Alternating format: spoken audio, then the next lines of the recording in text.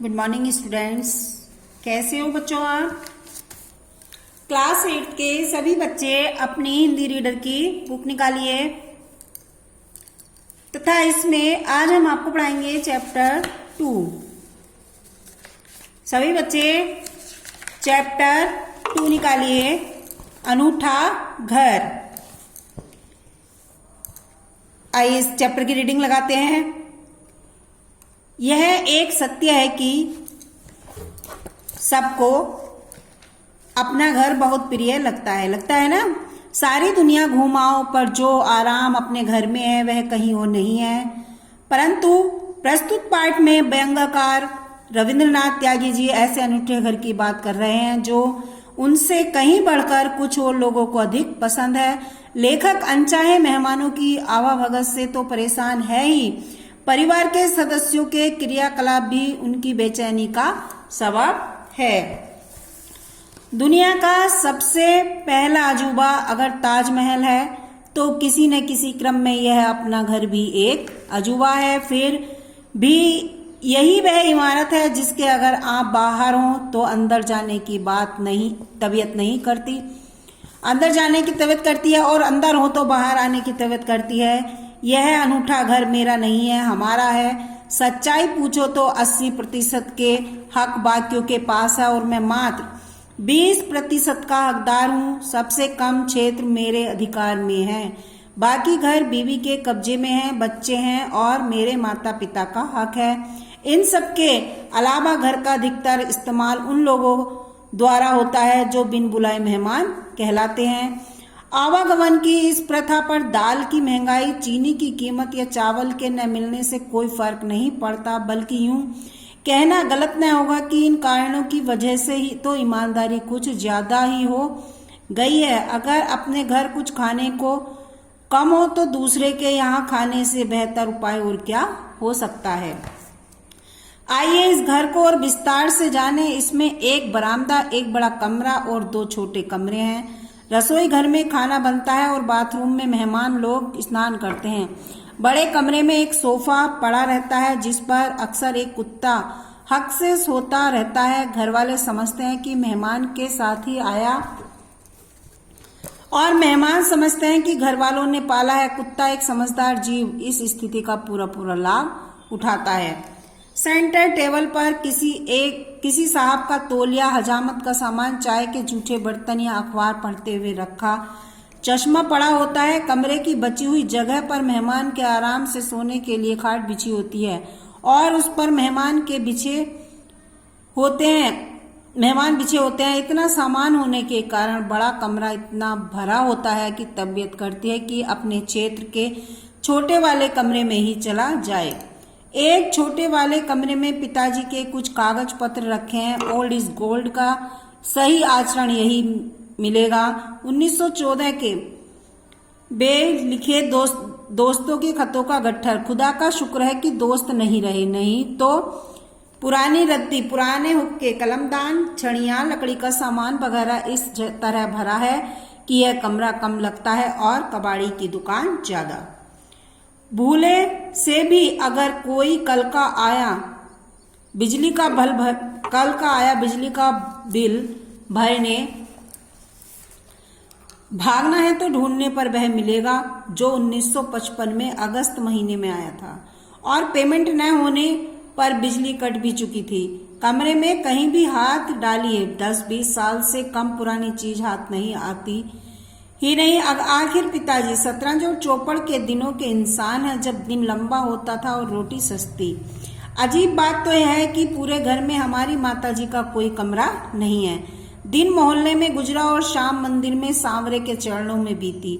बाकी बचा वक्त धार्मिक चर्चा में बीता। एक छोटे वाला कमरा मुझे भी मिला है। इसमें मैं लिखता हूँ, पढ़ता हूँ, दाढ़ी बनाता हूँ और सोता हूँ। अगर गलती से भी इस कमरे में कुछ गलत हो जाए तो मुझसे ही होता है। जैसे धोबी के यहाँ से आए कपड़े गिर जाए, जमीन पर तेल की शीशी बिखर जाए, बिस्तर पर गीला तौलिया रखे रह जाए या तकिए का गिलाफ गंदा हो जाए यह सबका कसूरवार सिर्फ मैं ही माना जाता हूँ। मेरी बीवी ने पिछले 12 साल में कोई गलत काम किया ही नहीं। आइए कमरों से बाहर निकलकर चले बरामदे की तरफ। यह एक बरामदा घर का टुकड़ा न होकर कुरुक्षेत्र या नालंदा की भूमि का टुकड़ा हो। हमारे परिवार के एक पुराने मित्र, एक क्लर्क, अक्सर इसी बरामदे में सजे एक गमला है। वैसे तो इनका अपना घर है, अपने बच्चे हैं, पर हमारे घर से इतना गहरा प्रेम है कि हर रोज दफ्तर जाते हुए यहाँ से गुजर कर जाते हैं और वापसी में फिर 3-4 घंटे की सीटिंग पूरी करके जाते हैं। छुट्टी का दिन तो पूरा ही इस बरामदे में गुजरता है। पहले हैरत नाम से शायरी भी करते थे, पर जब किसी रिसाले ने उन्हें गैरत नाम से छाप दिया, तब से शायरी छोड़ दी और कुत्ते पालने लगे। कोई भी दुनिया में ऐसा विषय नहीं है जिस पर इन साहब को जानकारी न हो। वैसे बेहद निस्वार्थ वृत्ति के व्यक्ति हैं और अपना ज्ञान दूसरों तक पहुंचाने में कभी संकोच नहीं करते। और इनकी दूसरी विशेषता यह है कि हमेशा हाथापाई को तैयार रहते हैं।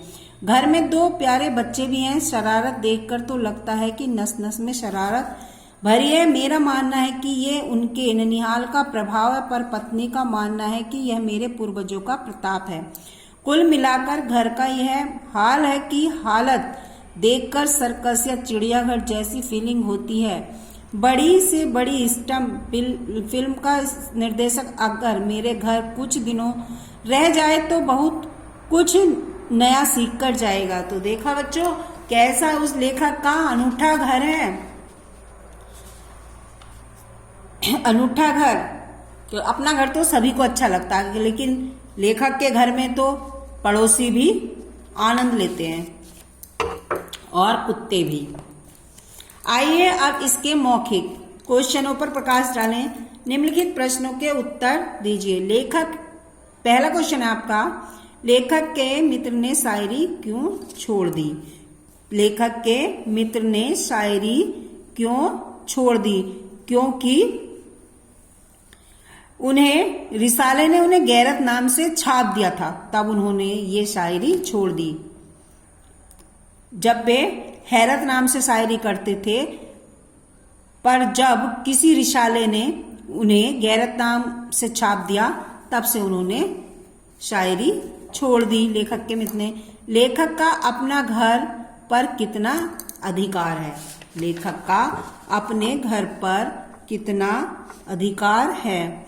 लेखक के घर पर बहुत कम अधिकार है। ये देखिए,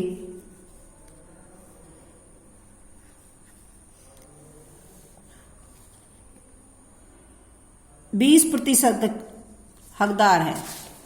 लेखक का अपने घर पर 20% का अधिकार है। सोफे के पास की टेबल किन किन वस्तुओं से भरी रहती है? सोफे के पास पड़ी टेबल तौलिया, हजामत का सामान, चाय के जूठे बर्तन, अखबार, चश्मा आदि से भरा होता है। कुत्ता किस स्थिति का पूरा लाभ उठाता है? कुत्ता किस स्थिति का पूरा लाभ उठाता है? कुत्ता, यहाँ देखिए, घर वाले समझते कि मेहमान के साथ आया और मेहमान समझते कि घर वालों ने पाला है। कुत्ता इसी चीज का, इसी स्थिति का पूरा लाभ उठाता है, उस पर अपना हक जमाता है। अब आइए सही विकल्प पर सही का निशान लगाइए। दुनिया का सबसे पहला अजूबा क्या है? कुतुब मीनार, ताजमहल, लाल किला या पुराना किला?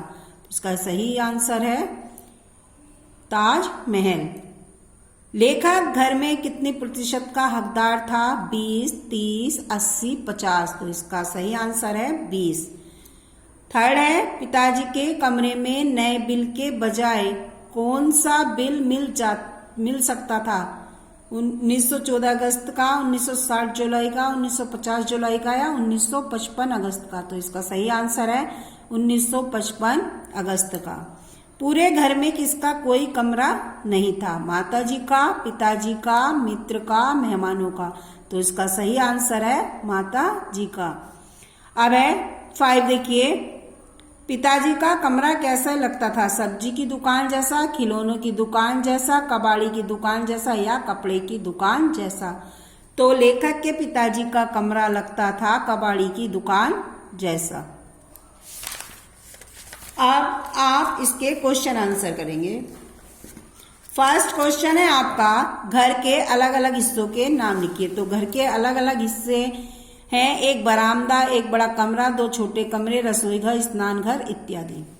दूसरा है आपका क्वेश्चन, लेखक ने अपने घर की तुलना किससे की है? तो लेखक ने अपने घर की तुलना ताजमहल से की है। थर्ड क्वेश्चन है आपका, किन कारणों से मेहमानदारी कुछ ज्यादा हो गई थी? तो इसका आंसर है दाल की महंगाई, चीनी की कीमत और चावल की कीमत बढ़ जाने से मेहमानदारी कुछ ज्यादा हो गई थी। फोर्थ क्वेश्चन है, लेखक के पिताजी को किस चीज का शौक था? लेखक के पिताजी को किस चीज का शौक था? तो इसका आंसर है लेखक के पिताजी को पुराने सामान इकट्ठा करने का शौक था। अब है आपका, लेखक की माता को कोई कमरा क्यों नहीं, लेखक की माता का कोई कमरा क्यों नहीं था घर में? इसका आंसर है क्योंकि लेखक की माताजी का दिन मोहल्ले में गुजरता और शाम मंदिर में सांवरे के चरणों में बीतती, बाकी बचा वक्त धार्मिक चर्चा में बीतता, इसीलिए लेखक की माता का कोई कमरा नहीं था घर में। 5 देखिए, पिताजी के कमरे की दशा कैसी थी, उस दशा का क्या परिणाम होता था? पिताजी के कमरे की दशा एक कबाड़ी की दुकान जैसी थी। उस दशा का यह परिणाम होता था कि यदि भूल से भी अगर कोई कल का सामान, कल का आया बिजली का बिल भरने भागना है तो ढूंढने पर वह बिल मिलेगा जो 1955 अगस्त महीने में आया था और पेमेंट न होने के कारण बिजली कट चुकी थी। कमरे में कहीं भी हाथ डालिए, 10-20 साल से कम पुरानी चीज हाथ आती ही नहीं थी। अब है आपका, परिवार के पुराने मित्र के विषय में लेखक ने क्या जानकारी दी है?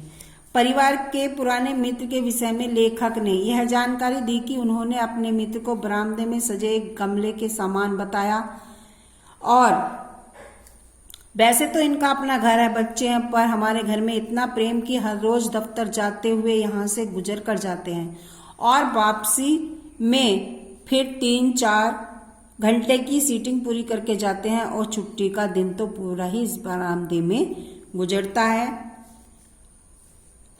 8 क्वेश्चन है आपका, लेखक ने ऐसा क्यों कहा कि यह अनूठा घर मेरा नहीं है, हमारा है? आज के लिए इतना ही। धन्यवाद बच्चों।